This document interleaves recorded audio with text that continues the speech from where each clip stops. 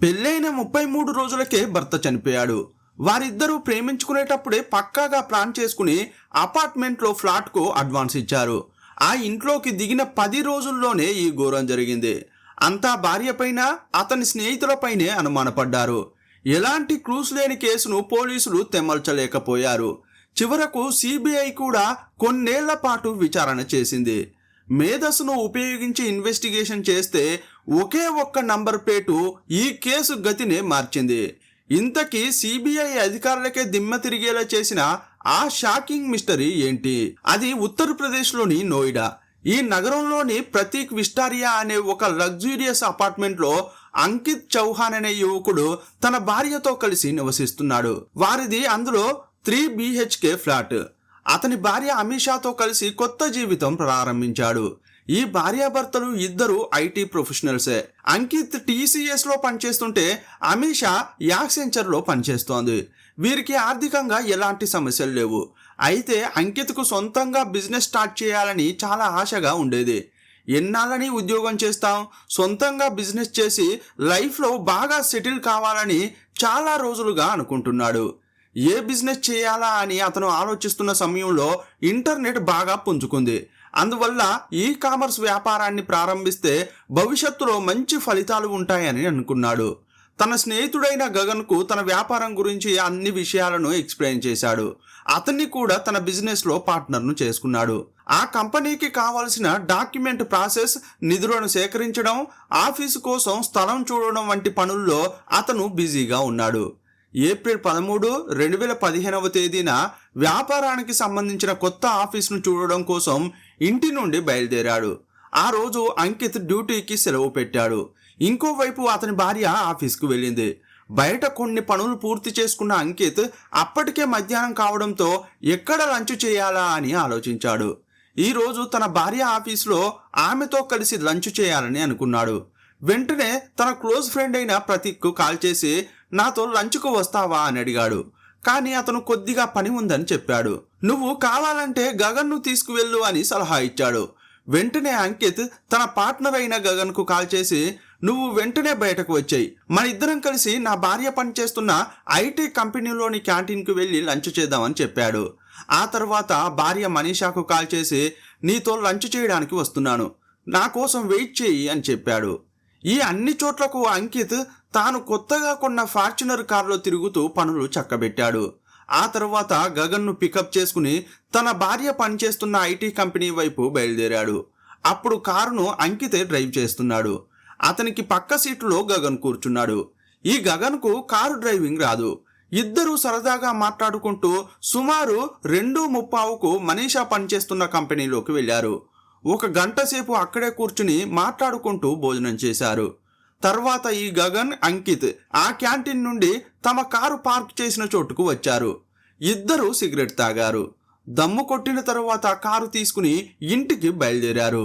వారు ఫార్చునర్ కారులో వెళ్తుండగా ఒక ముఖ్యమైన విషయాన్ని ఈ అంకిత్ గమనించాడు. అదేంటంటే చాలాసేపటి నుంచి ఒక కారు మనల్ని ఫాలో అవుతున్నట్లు నాకు అనిపిస్తోంది. తెల్లటి హోండా అకార్డ్ కారు మనల్ని వెంబడిస్తూనే ఉంది. మనం స్లోగా వెళ్ళినా మనల్ని ఎందుకు ఓవర్టేక్ చేసి వెళ్ళట్లేదో అర్థం కావటం లేదు. సంథింగ్ రాంగ్ అని పక్కనే ఉన్న గగన్కు చెప్పాడు. వెంటనే గగన్ ఏం చేశాడంటే ప్రతీక్కు కాల్ చేశాడు. రే బావా, ఒక కారు మమ్మల్ని చాలాసేపటి నుంచి ఫాలో అవుతోంది, విషయమేంటో మాకు అస్సలు తెలియట్లేదు, ఏం చేయాలరా అన్నాడు. అప్పుడు ప్రతీక్ ఏం చెప్పాడంటే మొదట ఆ కార్ నంబర్ నాకు పంపించు, నేను ఆన్లైన్లో చెక్ చేసి అది ఎవరిదో చెబుతా అన్నాడు. వెంటనే గగన్ వెనక్కి తిరిగి ఆ కార్ నంబర్ను నోట్ చేసుకున్నాడు. ఆ కారు నంబర్ UP14BA2300. ఈ నంబర్ను ప్రతీక్కు మెసేజ్ చేశాడు. కానీ అతను చెక్ చేసి ఫోన్ చేసేలోగా గగన్ మొబైల్ ఛార్జింగ్ లేక స్విచ్ ఆఫ్ అయింది. అప్పుడు అంకిత్ నెంబర్కు ఈ ప్రతీక్ కాల్ చేశాడు. ఆ నంబర్ ఎవరి పేరు మీద ఉందో చెప్పిన తర్వాత వారిద్దరూ కొంతసేపు మాట్లాడుకున్నారు. అప్పుడు అంకిత్ ఏమన్నాడంటే ప్రస్తుతానికి ఏ సమస్య లేదు, మేము ఇంటికి వెళ్ళాక నీకు కాల్ చేస్తామని ఫోన్ పెట్టేశాడు. ఇప్పుడు అంకిత్ డ్రైవింగ్ చేస్తుండడం వల్ల తన ఫోన్ను గగన్కి ఇచ్చి నా కజిన్ నరేష్ నెంబర్కు కాల్ చేయి అన్నాడు. అతను ఫోన్ తీసుకుని కాంటాక్ట్స్లోకి వెళ్ళి నరేష్ నెంబర్ చూసి కాల్ చేశాడు. తన కజిన్తో అంకిత్ సరదాగా మాట్లాడుతున్నాడు. అప్పుడు అప్పుడు సడన్ గా నరేష్ కు డమాల్న శబ్దం వినిపించింది. ఆ శబ్దానికి నరేష్ కంగారు పడ్డాడు.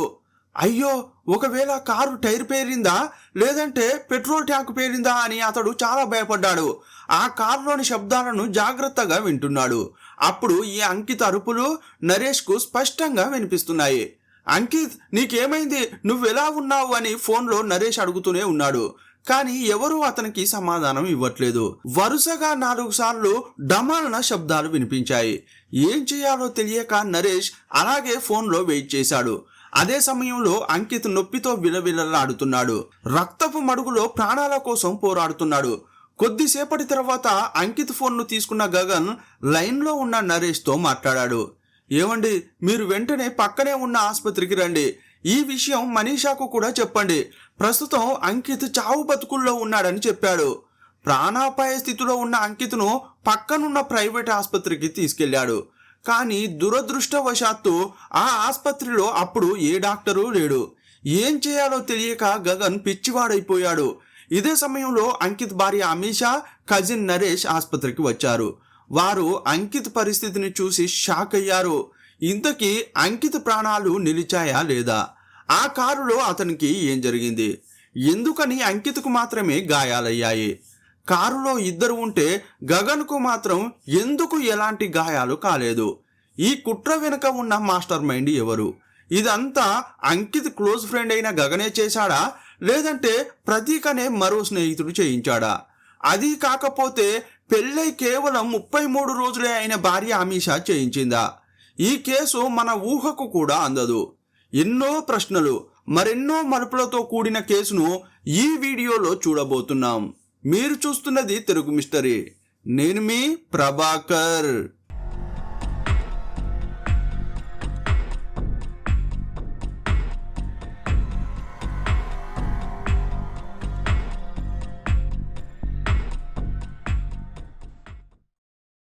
అంకిత్ మొబైల్ నుండి గగన్ అప్పటికే పోలీస్ స్టేషన్కు సమాచారం అందించాడు. ఇదే సమయంలో ఆ ఆసుపత్రి సిబ్బంది ఒక అంబులెన్స్ను సిద్ధం చేసి పక్కనే ఉన్న మరో ఆసుపత్రికి పంపించారు. అక్కడ వైద్యులు అతన్ని పరీక్షించి అతను చనిపోయినట్లు చెప్పారు. ఒకవేళ ఇతన్ని కాస్త ముందుగా తీసుకొచ్చి ఉంటే కాపాడే వాళ్ళమని అన్నారు. అంతేకాకుండా అతని మెడలో ఒక బుల్లెట్ ఇంకా ఇరుక్కుపోయి ఉందనే విషయం చెప్పారు. యాక్చువల్గా ఆ కారులో ఏం జరిగిందంటే అంకిత్ తన పాటున తాను ఫార్చునర్ కారులో వెళ్తున్నప్పుడు ఎవరో గుర్తు తెలియని వ్యక్తులు తుపాకీతో కాల్చారు. కానీ మరోవైపు ఉన్న గగన్ను మాత్రం వాళ్ళు కాల్చలేదు. మొదట పోలీసులు సంఘటనా స్థలానికి వెళ్లారు. అక్కడి పరిస్థితులను గమనించారు. ఫార్చునర్ కారును అంకిత్ మొబైల్ ఫోన్ను స్వాధీనం చేసుకున్నారు. అంకిత్ డెడ్ బాడీని పరీక్షల కోసం పంపించారు. కాసేపట్లోనే ఫోరెన్సిక్ నిపుణులు వచ్చి కారును పరిశీలించారు. డ్రైవర్ సీటు మొత్తం రక్తంతో తడిసిపోయింది. అయితే పక్క సీటు మాత్రం బాగానే ఉంది. ఆ కారులో తీవ్రంగా వెతుకుతుంటే బుల్లెట్ క్యాట్రేజ్లు కనిపించాయి. వాటిని చాలా భద్రంగా సేకరించారు. ఆ కారు బయట ఏమైనా ఫింగర్ ప్రింట్స్ దొరుకుతాయా అని క్షుణ్ణంగా పరిశీలించారు. మరోవైపు అంకిత్ డెడ్ బాడీని పరిశీలించిన వైద్యులు ముఖ్యమైన విషయాలు చెప్పారు. అతని మెడలో, భుజంలో, చేతిలో బుల్లెట్లు దిగాయి. మరో బుల్లెట్ కారులో మిస్ అయింది అనే విషయాన్ని కనుగొన్నారు. ఇవన్నీ చూసిన తర్వాత పోలీసులకు ఒకే ఒక్క ప్రశ్న కలిగింది. అదేంటంటే అసలు ఈ అంకిత్ను హత్య చేసింది ఎవరు? అతన్ని హత్య చేయమని ఎవరికి చెప్పి ఉంటారని పోలీసులు ఆలోచించారు. పోలీసులకు ఈ కేసులో మొదటి నుండి వినిపిస్తున్న 4 సందేహం కలిగింది. గగన్, ప్రతీక్, మనీషా, నరేష్ వీరికి మాత్రమే అంకిత్ ప్రస్తుతం ఎక్కడున్నాడు, ఎక్కడికి వెళ్తున్నాడనే విషయం తెలుసు. గగన్ ప్రత్యక్షంగా ఉండి అంతా చూశాడు. కారులో పక్క సీటులోనే కూర్చున్నాడు. కానీ ఆ హంతకులు గగన్ను మాత్రం కాల్చలేదు. ఆ సమయంలో గగన్, నరేష్ వేరే ఫోన్లో మాట్లాడుకున్నారు. కాబట్టి వీళ్ళంతా మూగుమ్మడిగా ఏదైనా కుట్ర చేశారా అని పోలీసులకు సందేహం కలిగింది. అదే సమయంలో మనీషా గురించి ఆరా తీస్తే అంకిత్కు ఆమెకు పెళ్ళై కేవలం 33 రోజులే అయిందని తెలిసింది. ఒకవేళ ఈ పెళ్లిపై ఆమెకు ఇష్టం లేదేమో, లేదంటే వేరే ఏదైనా అఫైర్ ఉండి ఆ వ్యక్తి ద్వారా హత్య చేయించిందేమో అనే కోణంలోనే పోలీసులు విచారణ చేశారు. అయితే వారికి మరో గందరగోళం ఏర్పడింది. అంకిత్ భార్య అయిన అమీషా మీద సందేహం ఉన్నప్పటికీ ఆ రోజు అంకిత్ డెడ్ బాడీపై పడి ఆమె ఏడ్చిన విధానం చూసిన పోలీసులు ఈమెన మనం అనుమానించామని అనుకున్నారు. ఎందుకంటే పోలీసులకు నటన ఏది, నిజమైన ఏడుపు ఏది అనేది వారు ఈజీగా గుర్తుపడతారు. ఈ అంకిత్ కుటుంబం ధనవంతుల కుటుంబం. వాళ్ళ నాన్న ఒక ప్రభుత్వ ఉద్యోగిగా రిటైర్ అయ్యాడు. అతని అన్న కెనడాలో పనిచేస్తున్నాడు. ఈ అమీషా కుటుంబం కూడా మంచి స్థితిమంతుడే. అమీషా, అంకిత్ బెంగళూరులోని ఒక కంపెనీలో పనిచేస్తున్నప్పుడు ఇద్దరి మధ్య పరిచయం ఏర్పడింది. అది ప్రేమగా మారింది. పెద్దలకు చెప్పి పెళ్లి చేసుకున్నారు.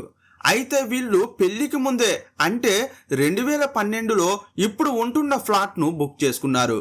దానికి సంబంధించి అడ్వాన్స్గా కొంత మొత్తాన్ని ఇచ్చారు. వారి పెళ్లి మార్చి 10, 2015వ తేదీన జరిగింది.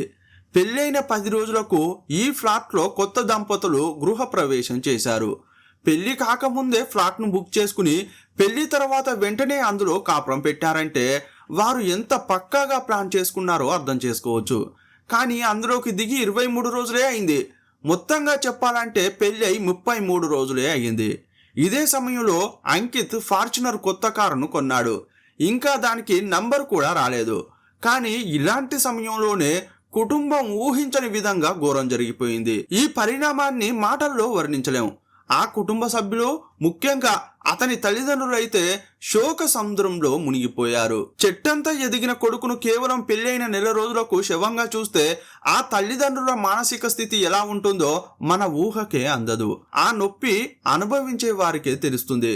మరోవైపు అతని భార్య ఎంత వేదనకు గురై ఉంటుందో ఊహించుకుంటేనే గుండె తరుక్కుపోతుంది. ఎన్నో సంవత్సరాలుగా ప్రేమికులుగా ఉన్నారు. ఎన్నో కలలు కన్నారు. ఎన్నో భాషలు చేసుకున్నారు. బాగా సెటిల్ అయిన తర్వాత పెళ్లి చేసుకుని కొత్త జీవితం ప్రారంభించారు. కానీ ఒకే నెలలో భర్త చనిపోతే ఆ అమ్మాయి ఎంత నరకం అనుభవించి ఉంటుందో మాటల్లో చెప్పలేం. ఆ రోజు ఇలాంటి మనోవేదనలోనే అంకిత్ కుటుంబ సభ్యులందరూ తల్లడిల్లిపోయారు. పోలీసులకు ఒక్కసారి అనుమానం కలిగిందంటే వారు ఎంతటి వారైనా ఆ అనుమానం తీరే వరకు వారిని వదలరు. ఈ 4 వ్యక్తుల మొబైల్ యాక్టివిటీస్ని పూర్తిగా చెక్ చేశారు. సంఘటన జరిగిన సమయంలో వాళ్ళు ఎక్కడెక్కడ ఉన్నారు, ఎక్కడెక్కడికి వెళ్ళారు, వేరే ఎవరితో మాట్లాడారు, సోషల్ మీడియాలో ఏమైనా యాక్టివ్గా ఉన్నారా, వాళ్ళు వేరే ఎవరైనా కొత్త వాళ్ళను కాంటాక్ట్ చేశారా అని చెక్ చేశారు. మరోవైపు ఈ కేసును విచారించడానికి ఒక ప్రత్యేక బృందం ఏర్పడింది.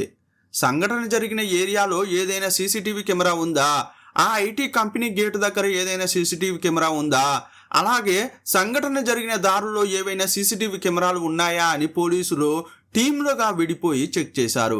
ఆ రోజు అంకిత్, గగన్, అమీషా క్యాంటీన్లో భోజనం చేశారు.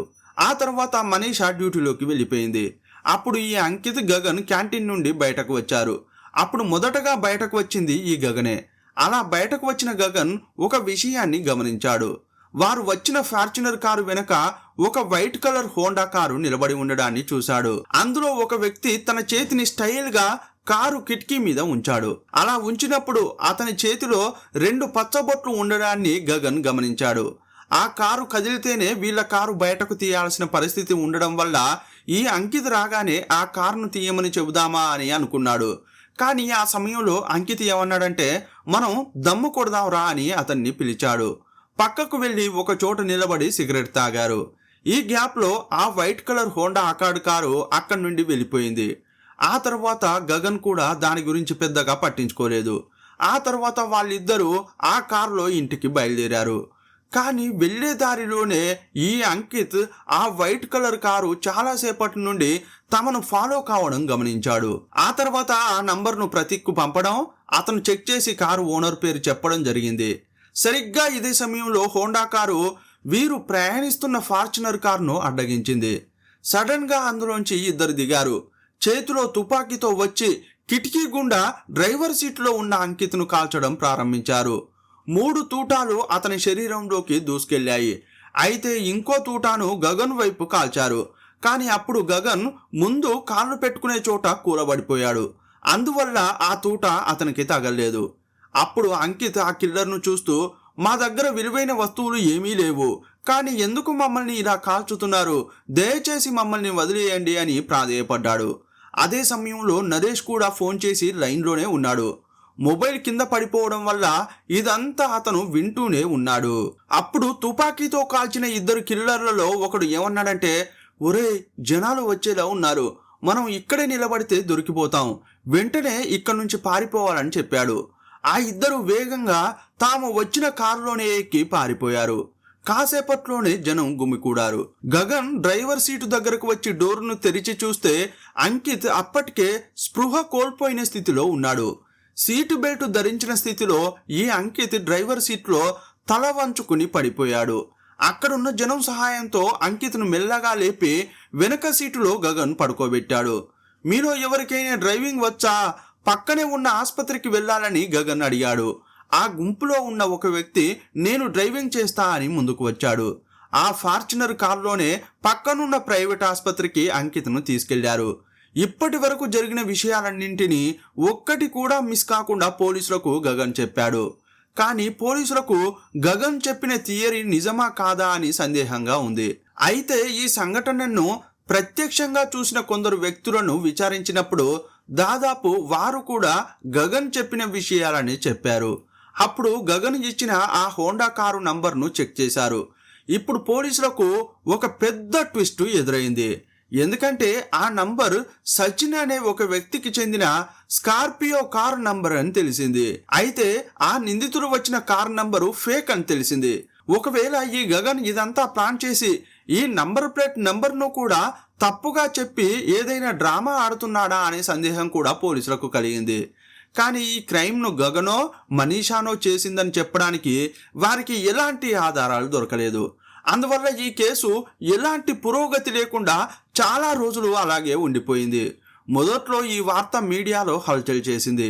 నెమ్మదిగా మీడియాలో ఈ కేసు గురించి వార్తలు తగ్గాయి. జనం కూడా ఈ కేసును మర్చిపోయారు. కానీ గగన్ తండ్రి మాత్రం చాలా ఫైట్ చేశాడు. ముఖ్యమంత్రిని కూడా కలిసి మొరపెట్టుకున్నాడు. పట్టపగలు నడి రోడ్డు మీద నా కొడుకుని కాల్చి చంపారు. ఆ నిందితులను పట్టుకుని కఠినంగా శిక్షించాలని కోరాడు. కానీ ఎలాంటి ఫలితం లేకపోవడంతో కోర్టును ఆశ్రయించాడు. అప్పుడు కోర్టు ఏం చెప్పిందంటే ఈ కేసును లోకల్ పోలీసుల చేతి నుంచి సిబిఐకి అప్పగించాలని ఉత్తర్వులు జారీ చేసింది. అయితే అంకిత్ మరణించిన 14 నెలల తర్వాత సిబిఐ అధికారులు ఈ కేసులోకి వచ్చారు. ఇంతకు ముందు ఈ కేసును విచారించిన స్పెషల్ టాస్క్ ఫోర్స్ యొక్క సహాయాన్ని కోరారు. ఈ కేసును చాలా సీరియస్గా తీసుకున్న అధికారులు తమ ఐపీఎస్ మేధస్సును ఉపయోగించారు. ఈ కేసులో అనుమానితుల జాబితాలో ఉన్న ప్రతి ఒక్కరూ ఎక్కడా తలదాచుకోలేదు. వాళ్లకు సంబంధించిన ఎలాంటి లీడ్స్ కూడా దొరకలేదు. కాబట్టి సిబిఐ అధికారులు ఏమనుకున్నారంటే వీరు కాకుండా వేరే ఎవరో అంకిత్ను హత్య చేసి ఉండాలని భావించారు. అంకిత్కు ఎవరితోనైనా శత్రుత్వం ఉందా, ఆ శత్రుత్వం కుటుంబంలోనా, లేదా అతను పనిచేసే చోటనా, లేదా అతను వ్యాపారం చేసే చోటనా అనే కోణంలో ఎంక్వైరీ చేశారు. ఇదే సమయంలో రోహిత్ అనే మరొక కజిన్తో కారు పార్కింగ్ విషయంలో గొడవ జరిగినట్లు తెలిసింది. అంకిత్ పనిచేసిన కంపెనీలో కూడా ఒకరితో గొడవ జరిగింది. కానీ ఆ ఇద్దరికి ఇతన్ని హత్య చేసేంత స్థాయిలో కోపం లేదని తెలుసుకున్నారు. ఈ కేసును పూర్తిగా స్టడీ చేసిన తర్వాత ఎవరో గుర్తు తెలియని వ్యక్తులు అంకిత్ను హత్య చేసి ఉంటారనే నిర్ణయానికి వచ్చారు. అంటే ఈ అంకిత్ తనకు సంబంధమే లేని వ్యక్తుల చేతిలో చనిపోయాడని అనుకున్నారు. ఆ హంతకులు కారుకు ఫేక్ నెంబర్ను యూజ్ చేశారు. కానీ దాని ఒరిజినల్ నెంబర్ను కనిపెట్టగలిగితే హంతకులను పట్టుకోవచ్చని భావించారు. వెంటనే ఆ సిటీలోని హోండా అకార్డ్ వైట్ కలర్ కార్లు ఎవరెవరు కలిగి ఉన్నారని లిస్టు బయటకు తీశారు. వారికి సుమారు 700 కార్లతో కూడిన జాబితా లభించింది. ఇన్ని కార్లలో హత్య జరిగిన రోజు అక్కడికి వచ్చిన కారును కనిపెట్టడం సాధారణమైన విషయం కాదు. అందువల్ల సిబిఐ అధికారులు చాలా స్మార్ట్గా ఒక పని చేశారు. గతంలో ఇలాగే నంబర్ ప్లేట్ను ఫేక్గా తయారు చేసి ఇచ్చిన వారు ఎవరైనా జైలులో ఉన్నారా అని వాకప్ చేశారు. అలాంటి నేరగాళ్లను కలిస్తే వారు ఉపయోగించే ట్రిక్స్ దొరుకుతాయని భావించారు. ఇలాంటి కేసులో అరెస్ట్ అయిన వారిని సిబిఐ అధికారులు కలిశారు. అప్పుడు ఫేక్ నంబర్ ప్లేట్ కేసులో దొరికిన నిందితులు సిబిఐ అధికారులతో ఒక ముఖ్యమైన విషయం చెప్పారు. సార్, మేము నంబర్లన్నీ మార్చాం. ముఖ్యంగా రోడ్డు మీద తిరుగుతున్న కారులో ఏవైనా 2 మాత్రమే మారుస్తాం. అవి నెంబర్లు కావచ్చు లేదా లెటర్లు కావచ్చు అని చెప్పారు. ఎక్కువ నంబర్లు మార్చేస్తే అది ఫేక్ అనే విషయం ఆర్టీఓ అధికారులకు ఈజీగా తెలిసిపోతుంది. అందుకే ఎట్టి పరిస్థితుల్లోనూ 2 నంబర్లు మాత్రమే మారుస్తామని అన్నారు. ఇది సిబిఐ అధికారులకు సూపర్ క్లూగా అనిపించింది. వెంటనే ఆ 700 నెంబర్లను ముందు పెట్టుకున్నారు. ఆ ఫేక్ నెంబర్ అయిన UP14BA2300 అనే నంబర్ను కంపేర్ చేయడం ప్రారంభించారు. కొన్ని లెటర్లు మాత్రమే మార్చి చెక్ చేయడం మొదలుపెట్టారు. ఫైనల్గా వారి ప్రయత్నానికి ఫలితం దక్కింది. ఒక Honda accord white colour car registration number లభించింది. అదేంటంటే UP14AB2200. అంటే ఆ ఒరిజినల్ నంబర్ నుండి ఫేక్ నంబర్లో చూస్తే BA అనే లెటర్ మారిపోయింది. ఆ తర్వాత ఆ నంబర్లో 2 వచ్చే చోట 3ను వేశారు. వెంటనే ఆ కారు నంబర్ ఆధారంగా వివరాలు సేకరించారు. అది 2012 నుండి 2015 లోపు 4 ఓనర్ల చేతులు మారింది. వాళ్ళు ఎవరెవరంటే 2012లో అనిల్ కుమార్ అనే వ్యక్తి నుండి గౌరవ్ గాంధీ అనే వ్యక్తికి మారింది. ఆ తర్వాత 2013లో ఈ గౌరవ్ గాంధీ నుండి శశాంక్ జాదవ్ అనే వ్యక్తికి మారింది. ఆ తర్వాత 2015లో రాంపాల్ చౌహాన్ అనే వ్యక్తి దగ్గరకు మారింది. వెంటనే సిబిఐ అధికారులు ఆ 4 ఓనర్లకు కాల్ చేశారు. అందులో 3ని కాంటాక్ట్ చేయడం కుదిరింది, కానీ ఒకరిని మాత్రం కాంటాక్ట్ చేయడం కుదరలేదు. అయితే హత్య జరిగినప్పుడు ఆ కారు ఓనర్గా ఉన్నది ఎవరంటే శశాంక్ జాదవ్. ఈ శశాంక్ జాదవ్కు పోలీసులు కాల్ చేస్తే అతను ఫోన్ ఎత్తలేదు. మళ్ళీ ఫోన్ చేస్తే స్విచ్ ఆఫ్ అని వచ్చింది. అందువల్ల సిబిఐ అధికారులు అతని కాల్ రికార్డ్స్ బయటకు తీశారు. అతను ఇంతకు ముందు ఎవరెవరికి కాల్ చేశాడనే హిస్టరీ మొత్తం తెలుసుకున్నారు. అయితే ఈ కేసును విచారించడం ప్రారంభించిన సంవత్సరం తర్వాత శశాంక్ రాజస్థాన్లోని జైపూర్కు వెళ్ళాడనే విషయం వెలుగులోకి వచ్చింది. వెంటనే అక్కడకు ఒక టీంను పంపించి విచారణ చేయించారు. అక్కడి నుంచి శశాంక్ ఢిల్లీకి వెళ్ళినట్లు తేలింది. అయితే 2017 జూన్లో ఒకరోజు రాత్రి న్యూఢిల్లీలో శశాంక్ జాదవ్ను సిబిఐ అధికారులు అరెస్ట్ చేశారు. అంటే ఈ హత్య జరిగి 2 సంవత్సరాల తర్వాత నిందితుడిని పట్టుకున్నారు. ఎందుకంటే ఈ కేసును అంతా మర్చిపోయారని అతడు అనుకున్నాడు. మొదట్లో అతను బయటకు రాకుండా తలదాచుకున్నాడు. కానీ 2 సంవత్సరాలు గడిచిన తర్వాత ఈ కేసు విచారణ ఆగిపోయిందని బయటకు వచ్చి స్వేచ్ఛగా తిరుగుతున్నాడు. దీన్ని తమకు అనుకూలంగా మార్చుకుని సిబిఐ అధికారులు చాకచక్యంగా అతన్ని పట్టుకున్నారు. ఇక శశాంక్ జాదవ్ను సెల్లో వేసి విచారించారు. అప్పుడు అతను చాలా విషయాలు చెప్పాడు. శశాంక్ గురించి విచారించినప్పుడు అతని సొంతూరు న్యూఢిల్లీ అని తెలిసింది. అతను ఇంటర్లో 96% మార్కులు తెచ్చుకున్న క్లెవర్ స్టూడెంట్. ఢిల్లీ యూనివర్సిటీలో ఇంజనీరింగ్ను కూడా మధ్యలోనే ఆపేశాడు. ఇతని స్నేహితుని పేరు మనోజ్ కుమార్. అతను మెకానిక్. ఈ క్రైమ్లో అతను కూడా పాల్గొన్నట్లు చెప్పడంతో అతన్ని కూడా అరెస్ట్ చేశారు. వీరిద్దరిని విచారించినప్పుడు పంకజ్ అనే మరో వ్యక్తి గురించి చెప్పారు. అయితే అతను అనారోగ్యం వల్ల 4 నెలల ముందే చనిపోయినట్లు తెలిసింది. అసలు అంకిత్ను ఎందుకు చంపారు, అతన్ని చంపాల్సిన అవసరం ఏంటి అని విచారించినప్పుడు నిజాలు కక్కారు. ఈ శశాంక్ చనిపోయిన పంకజ్ మంచి స్నేహితుడు. వీరిద్దరి తండ్రులు రైల్వే డిపార్ట్మెంట్లో పనిచేశారు. వాళ్ళిద్దరూ మంచి క్లోజ్ ఫ్రెండ్స్గా ఉండేవారు. అదే పరిచయంతో వీళ్ళిద్దరూ కూడా మంచి ఫ్రెండ్స్ అయ్యారు. ఈ పంకజ్ ఒక బ్యాంకులో లోన్లను వసూలు చేసి పెట్టే పనిలో ఉండేవాడు. ముఖ్యంగా బైకులు, కార్లకు ఈఎంఐలు కట్టని వాళ్ళ దగ్గరకు వెళ్ళి డబ్బులు వసూలు చేయడం అతని పని. ఇలాంటి సమయంలోనే కిస్తీలు కట్టని చాలా బండ్లను కూడా అతను స్వాధీనం చేసుకునేవాడు. ఇలాంటి సమయంలో అతనికి ఒక పెద్ద క్రిమినల్ అయిన సత్పాల్ అనే వ్యక్తి పరిచయం అయ్యాడు. అతని మీద 10కి పైగా కార్ల దొంగతనం కేసులు నమోదయ్యాయి. అతని ప్రధాన వృత్తి కార్లను దొంగిలించడం. మొదట అతను పంకజ్కు పరిచయం అయ్యాడు. పంకజ్ ద్వారా శశాంక్కు, మనోజ్కు ఈ సత్పాల్ సింగ్ అనే క్రిమినల్ పరిచయం అయ్యాడు.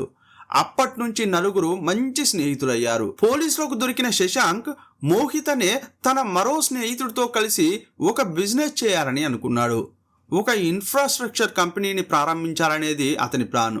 వాళ్ళిద్దరూ కలిసి ఇంతకుముందు 35 లక్షల రూపాయలు ఇన్వెస్ట్మెంట్ చేసి ప్రభుత్వానికి సంబంధించిన కొన్ని బిల్డింగ్లకు ప్యాచ్ వర్కులు చేశారు. వారికి 52 లక్షల రూపాయలు వచ్చాయి. ఈ లాభం చూసాకే వాళ్ళు ఇన్ఫ్రాస్ట్రక్చర్ కంపెనీని ప్రారంభించి స్వయంగా బిల్డింగ్లను మనమే తీసుకుని పనిచేయవచ్చని అనుకున్నారు. పెట్టుబడి కోసం వారు ఇన్వెస్టర్లను వెతకడం మొదలుపెట్టారు. కానీ చాలా రోజులు గడిచినా ఇన్వెస్టర్లను కనుగొనలేకపోయారు. అందువల్ల తనకు తెలిసిన బంధువుల ద్వారా 1.5 కోటి రూపాయలను ఈ శశాంక్ జాదవ్ అప్పుగా తీసుకున్నాడు. పంకజ్ అనే స్నేహితుడి నుండి కూడా 4 లక్షల రూపాయల అప్పు తీసుకున్నాడు. అతను డబ్బు తీసుకుని బిజినెస్లో పెట్టడం, నష్టపోవడం జరిగేది. వడ్డీలు కట్టలేక అసలు తీర్చలేక అతనికి పిచ్చి పట్టేది. తన అప్పు తీర్చమని పంకజ్ అడిగినప్పుడు అతను చాలా టెన్షన్ పడ్డాడు. శశాంక్ పరిస్థితి గమనించిన పంకజ్ ఒక చెడ్డ ఐడియా ఇచ్చాడు. ఈ పంకజ్ బండ్లకు సంబంధించిన డబ్బులు వసూలు చేయడానికి చాలా ప్రదేశాలకు వెళ్తుండేవాడు. అప్పుడు ఏ కుటుంబాలు డబ్బులను కట్టలేకపోతున్నాయి అనే విషయాలను గమనించేవాడు. వాళ్ళ జాబితా తీసుకుని ఈ సత్పాల్ సింగ్ అనే క్రిమినల్కు ఇచ్చేవాడు. ఇతనేం చేసేవాడంటే ఆ కారుపై కన్నేసి దాన్ని కొట్టేసేవాడు. ఈ దొంగతనంలో పంకజ్కు కూడా అనుభవం రావడంతో అతను కూడా కొన్నాళ్లలో కార్ల దొంగతనంలో చేయి తిరిగాడు. అప్పుడు తనకు స్నేహితుడైన శశాంక్తో ఏం చెప్పాడంటే, రేయ్, నువ్వు నాకు 4 లక్షలు ఇవ్వాలి కదా, ఇప్పుడు నువ్వేం చేస్తావంటే ఏదైనా ఒక కారును దొంగిలించి నాకు ఇవ్వు, ఆ కారును నేనే కొంటా అని అన్నాడు. ఈ విషయం సత్పాల్ సింగ్ కూడా తెలిసింది. అప్పుడు అతనేం చెప్పాడంటే, నువ్వు దొంగతనానికి పూనుకున్నావు కదా, అయితే దొంగిలించేదేదో సాదాసీదా కారును ఎందుకు దొంగిలించడం, లగ్జరీ కారును దొంగిలించు, అది నాకు కూడా చాలా ఉపయోగకరంగా ఉంటుంది. లగ్జరీ కారును దొంగిలిస్తే దాన్ని నేనే ఎక్కువ డబ్బిచ్చి కొనుక్కుంటా అని అన్నాడు. ఈ క్రిమినల్ సత్పాల్ సింగ్ ఉద్దేశం ఏంటంటే లగ్జరీ కారును చూస్తే సాధారణంగా పోలీసులు చెక్ చేయరు. చెక్ పోస్ట్ దగ్గర నిలబడినప్పుడు లగ్జరీ కారును వాళ్ళు టచ్ కూడా చేయరనేది అతని ఉద్దేశం. ఒకవేళ టచ్ చేస్తే రాజకీయ నాయకుల నుంచి లేదా రౌడీల నుంచి కాల్స్ వస్తాయని పెద్దగా పట్టించుకోరు. నేను మందు బాటిల్స్ తరలించడానికి అలాంటి కారును ఉపయోగించుకుంటాను. ఫార్చునర్ లాంటి పెద్ద కారును ఉపయోగిస్తే చాలా వస్తువులను తరలించడానికి వీలవుతుందని చెప్పాడు. అందువల్ల మీరు ఒక ఫార్చునర్ కారును చూసి దొంగిలించండి అని శశాంక్తో పంకజ్తో చెప్పాడు. అప్పుడు ఈ పంకజ్ 2 తుపాకులు కొన్నాడు. ఇక ఫార్చునర్ కారును చోరీ చేయడానికి బయలుదేరినప్పుడు వీరితో పాటు మనోజ్ కూడా వచ్చాడు. దీన్ని బట్టి చూస్తే క్రైమ్ సీన్లో పంకజ్, మనోజ్, శశాంక్ ఉన్నారు. ప్లాన్ ప్రకారం శశాంక్ తన హోండా అకాడ్ కారును బయటకు తీశాడు. కారుకు 2 ఫేక్ నంబర్ ప్లేట్లు తగిలించాడు. ఒకటి దొంగతనం చేయడానికి, మరోటి పారిపోయే సమయంలో ఉపయోగించడానికి తయారు చేయించాడు. ఫైనల్గా ఏప్రిల్ 13, 2015 నాడు నోయిడాలో ఏదైనా ఫార్చునర్ కార్ దొరుకుతుందా అని బాగా వెతికారు. అది కూడా ఫుల్లుగా మద్యం మత్తులో ఉంది. మనీషా పనిచేస్తున్న ఐటీ కంపెనీ దగ్గర అంకిత్ ఫార్చునర్ కారు ఆగి ఉండడం చూశారు. అక్కడే కొట్టేద్దామని చూశారు. కానీ అంకిత్ బయటకు రావడంతో ప్లాన్ను విరమించుకున్నారు. అయితే అంకిత్ ఆ కారులో వెళ్తుంటే ఫాలో అయ్యారు. జనసంచారం లేని ప్రాంతం చూసి అడ్డగించారు. సడన్గా కారు నుంచి దిగి కాల్పులు జరిపారు. కానీ డ్రైవర్ సీట్లోంచి అంకిత్ను లాగి పడేయడం వారి వల్ల కాలేదు. ఆలోపు జనం వస్తుండడంతో పారిపోయారు. నేరుగా తమ స్నేహితుడైన గురువీందర్ ఇంటికి వెళ్ళారు. అక్కడ రాత్రి కూర్చుని మందు తాగి జరిగిన విషయాలన్నింటినీ ఏడుస్తూ చెప్పుకున్నారు. పోలీసులు మనల్ని గుర్తించలేదనే విషయం తెలుసుకుని బయట కూడా తిరిగారు. అయితే శశాంక్ చేతికున్న టాటూలను గగన్ చూశాడు. అది ఈ శశాంక్ కూడా కనిపెట్టాడు. అందువల్ల చేతికున్న టాటూలను రిమూవ్ చేసుకోవాలని జైపూర్కు వెళ్ళాడు. వారు ₹1,00,000 అవుతుందని చెప్పడంతో తన దగ్గర అంత డబ్బు లేక అక్కడి నుండి వెళ్ళిపోయాడు. నిందితుల నుంచి ఇన్ని వివరాలు తెలుసుకున్న సిబిఐ అధికారులు వాళ్లకు సహాయం చేసిన వ్యక్తులందరినీ అరెస్ట్ చేసి జైల్లో వేశారు. శశాంక్, మనోజ్కు వ్యతిరేకంగా ఆధారాలను సేకరించి కోర్టులో ఛార్జ్షీట్ దాఖలు చేశారు. ఆ రోజు హత్యకు ఉపయోగించిన తుపాకులు, మొబైల్ ఫోన్లు, ఆ రోజు వేసుకున్న దుస్తులు, హోండా కారును స్వాధీనం చేసుకున్నారు. వీటన్నింటినీ సిబిఐ స్పెషల్ కోర్టులో సబ్మిట్ చేశారు. అయితే 2025 అక్టోబర్ 13వ తేదీన తీర్పు వచ్చింది. అంకిత్ హత్య జరిగిన 10 సంవత్సరాలకు తీర్పు వెలువడింది. ఏ సంబంధమూ లేని ఒక అమాయక ప్రాణాన్ని బలిగొన్న నిందితులు సమాజానికి ప్రమాదకరం. వీళ్లను బయట తిరగనిస్తే సాధారణ ప్రజలకు ఎప్పుడు ఏం జరుగుతుందో చెప్పలేని పరిస్థితి ఉంటుంది. అందువల్ల వీరికి జీవిత ఖైదు విధిస్తున్నట్లు న్యాయస్థానం తీర్పునిచ్చింది. ఎట్టకేలకు అంకిత్ చనిపోయిన 10 ఏళ్లకు న్యాయం జరిగిందని, అతని ఆత్మ శాంతిస్తుందని అతని తల్లిదండ్రులు భావించారు. ఒక యువకుడు ఎన్నో కలలతో కష్టపడి పైకి వచ్చి తన భార్యతో కలిసి ఇప్పుడిప్పుడే జీవితం మొదలుపెట్టాడు. అంకిత్కు ఆ హంతకులకు కనీసం ముఖ పరిచయం కూడా లేదు. ఎక్కడో ఎవరో చేసిన తప్పుకు కేవలం ఒక లగ్జరీ కారు కావాలన్న వారి స్వార్థానికి ఒక నిండు ప్రాణం బలైపోయింది. ఈ లోకం కేవలం మంచివారితోనే నిండి లేదు.